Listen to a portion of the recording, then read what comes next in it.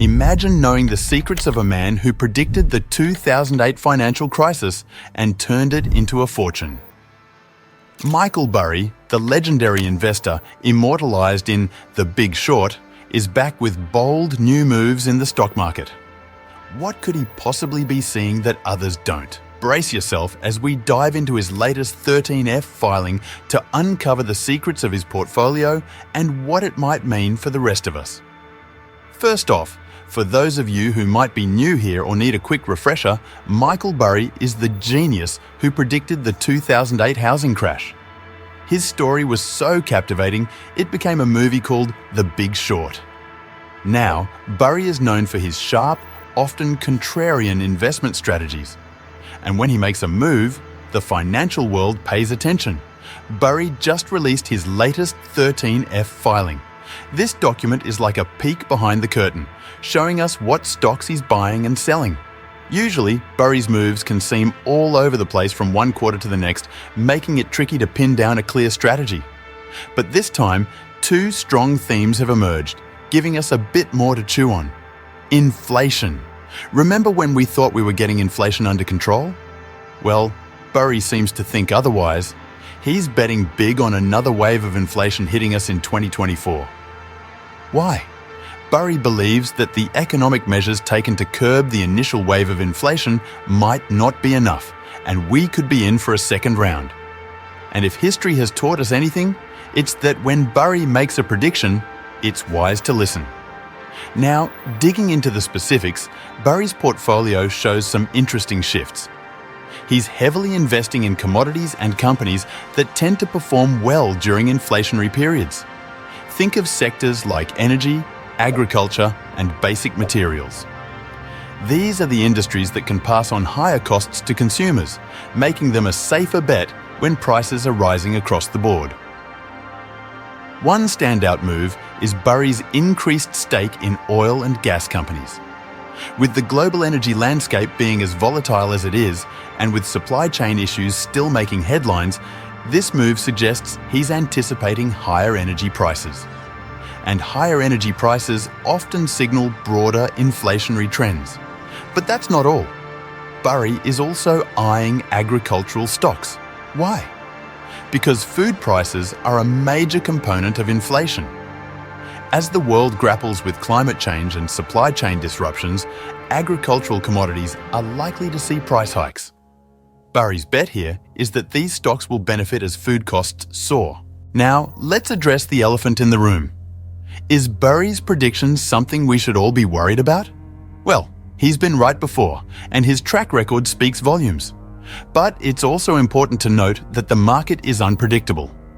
While Burry is positioning himself for what he sees as an inevitable second wave of inflation, we need to consider other factors too, like potential government interventions and global economic shifts.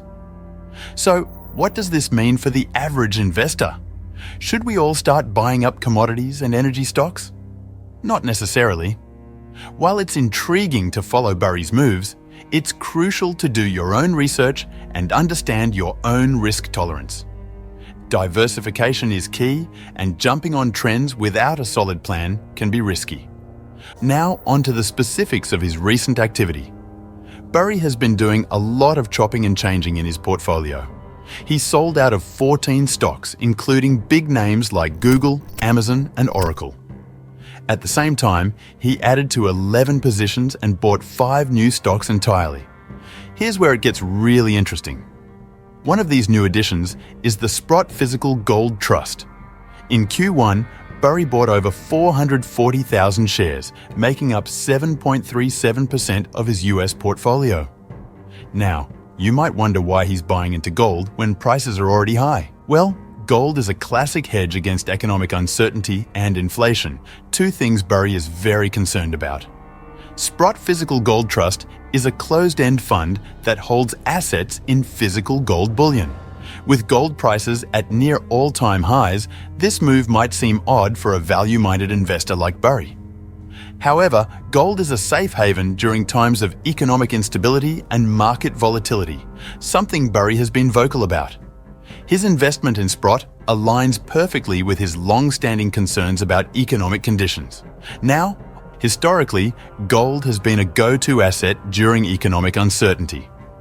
Its price spiked during the Great Depression, skyrocketed in the 70s, for reasons we'll discuss shortly, and surged after the tech bubble burst, the 2008 financial crisis, and more recently during the COVID-19 pandemic.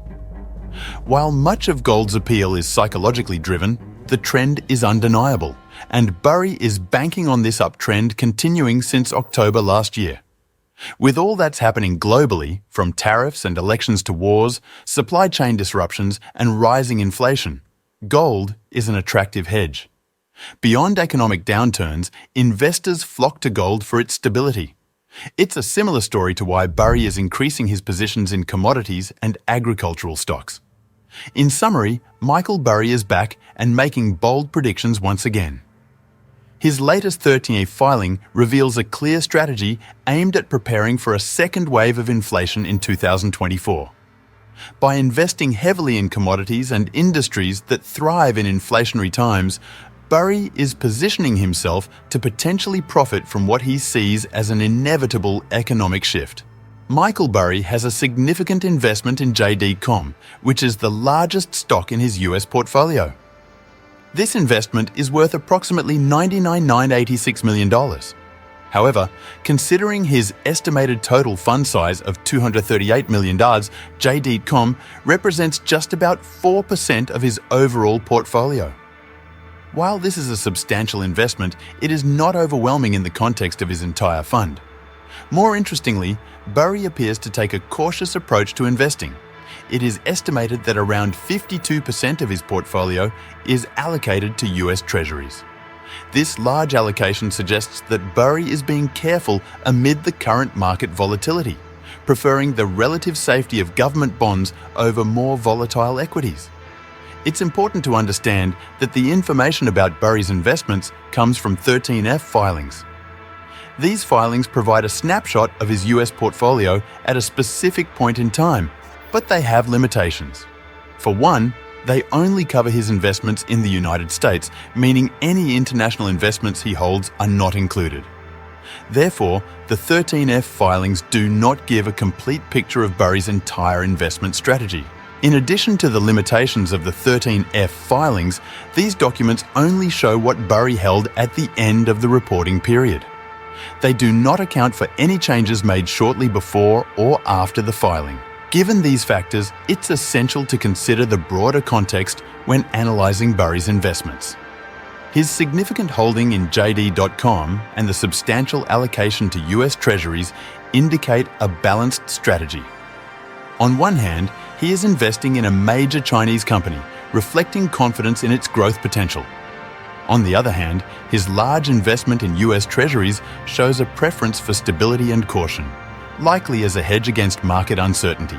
Thanks for watching. Please like the video, press the subscribe button, and also drop your thoughts in the comments section.